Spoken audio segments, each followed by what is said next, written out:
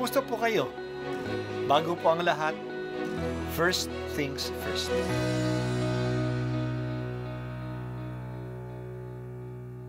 Good morning po. Sinisimulan po natin ngayon ang first things first.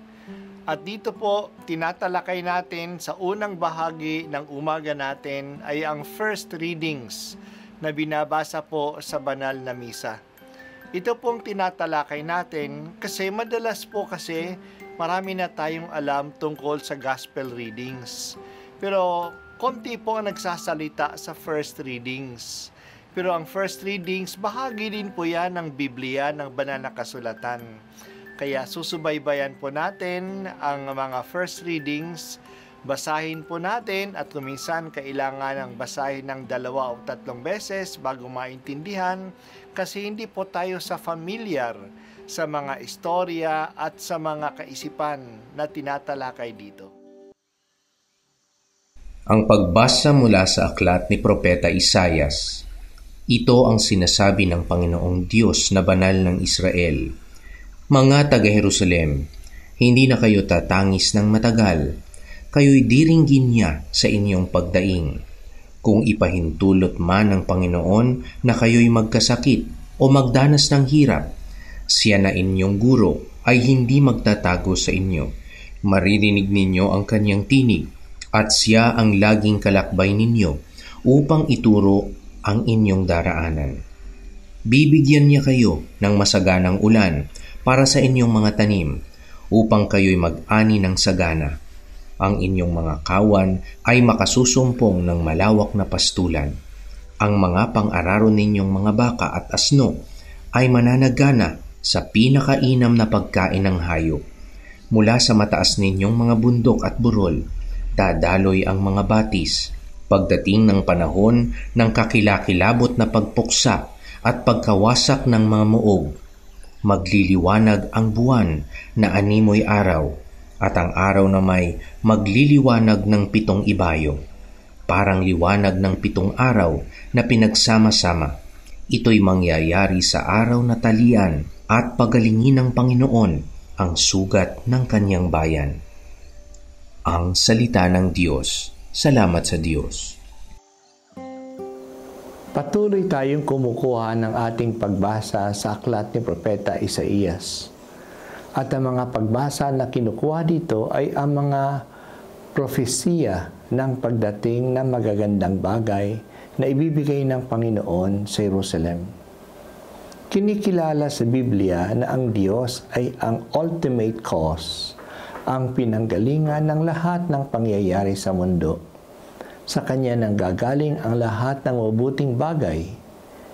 Kung may nangyayaring masama sa atin, yan ay dahil pinahintulutan din ng Diyos. Kaya tumawag tayo sa Kanya. May pinasasabi din siya kahit na sa masasakit na pangyayari. Dinggin natin ang sinasabi niya at sundin natin ang daan na Kanyang pinakikita sa atin. Dinirinig niya ang ating mga daing at patuloy niya tayong pinapatnubayan. Ang mabubuting bagay na manggagaling mula sa Diyos ay inilalarawan sa atin sa pamamagitan ng magandang mga pangyayari sa kalikasan. Magkakaroon ng masaganang ulan upang ang ani ng mga tao ay maging masagana. Pati ang mga hayop na kanilang pinapastol ay magiging masagana. Dadami ang mga hayop. Ang mga ginagamit nilang mga hayop na magtatrabaho sa kanila sa pag-aararo ay mananatiling malusog. Magiging maliwanag ang araw at gabi. Lalakas ang liwanag ng buwan at ng araw. Noong panahon, wala naman silang problema sa global warming at hindi nila alam ito. Kaya para sa kanila, ang pagiging pagliliwanag ng araw ay isang biyaya, hindi isang salot. Ayaw natin ngayon na liliwanag ng 7 beses ang araw. Masusunog na tayo niyan. Pero sa kanila, ito'y tanda ng biyaya ng Diyos. Kasi ang liwanag sa kanila ay biyaya. Magandang pansinin na kapag inilalarawan sa Bible ang kasaganaan, ang ginagamit na larawan ay kasaganaan at kaayusan ng kalikasan. Masaganang ulan, maliwanag na araw, dumadaloy na batis, maraming ani, matatabang hayop. Pero totoo naman ito.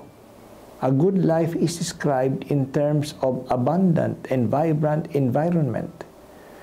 Ngayong araw, alam natin ito. Hindi tayo makakaroon ng maayos at masaganang buhay kung ang environment natin ay sira. Hindi naman ang mga gadgets natin ang magbibigay ng kasiyahan sa buhay. Hindi naman ang matataas na building at ang mga sementong daan ang magbibigay ng kasaganaan sa atin. Kaya dapat talaga natin pangalagaan ang kalikasan. Dito nanggagaling ang buhay at ito ang sumusuporta sa buhay. Pangalagaan na huwag nating sirain ang kalikasan. Ang anumang tinatawag na development na nakakasira sa kalikasan ay hindi magdadala ng maayos at masaganang buhay. Salamat Panginoon sa palaging pagpapaalaala sa amin na ang kaayusan ng buhay namin ay may mahigpit na kaugnayan sa kaayusan at sa kasaganaan ng kalikasan. Salamat po sa biyaya ng kapaligiran. Ito po ang unang pagbasa at ako po ay si Bishop Broderick Pabilio dito sa First Things First.